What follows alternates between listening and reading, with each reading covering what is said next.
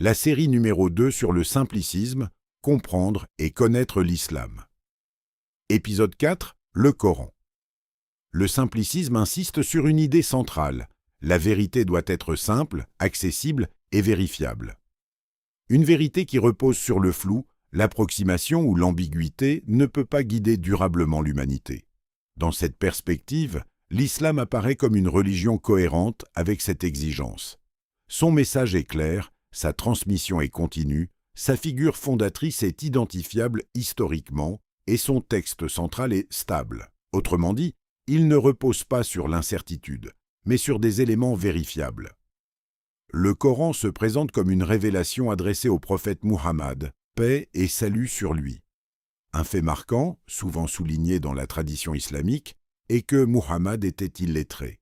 Il ne savait ni lire ni écrire. Ce point n'est pas anecdotique. Il souligne que le message qu'il transmet ne peut être attribué à un travail littéraire personnel. Son rôle n'est pas d'inventer, ni même d'expliquer de manière autonome, mais de transmettre fidèlement une parole reçue. Le Coran lui-même rappelle cette fonction de transmission. Le prophète est présenté comme un messager, non comme un auteur.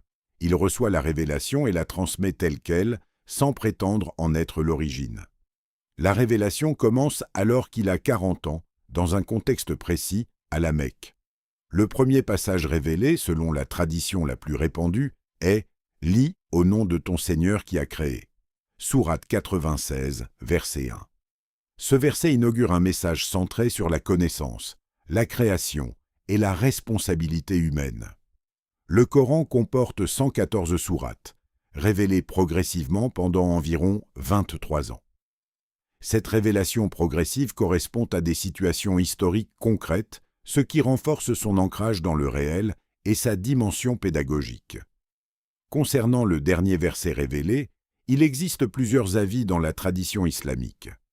L'un des plus souvent cités est le passage « Aujourd'hui, j'ai parachevé pour vous votre religion ». Sourate 5, verset 3, révélé lors du pèlerinage d'adieu. Certains savants considèrent cependant qu'il ne s'agit pas du tout dernier verset chronologique, mais du dernier verset majeur proclamant l'achèvement du message. Il est donc prudent de dire qu'il marque symboliquement la complétude de la révélation. Du point de vue simpliciste, un autre élément est frappant. Le Coran affirme ne contenir aucune contradiction. Il lance même un défi intellectuel. Ne méditent-ils donc pas sur le Coran ? S'il provenait d'un autre que Dieu, ils y trouveraient de nombreuses contradictions. Sourate 4, verset 82. Ce verset propose un critère de vérification rationnelle, la cohérence interne du texte. Dans certains domaines, comme les règles d'héritage, le Coran présente des répartitions précises et mathématiquement structurées.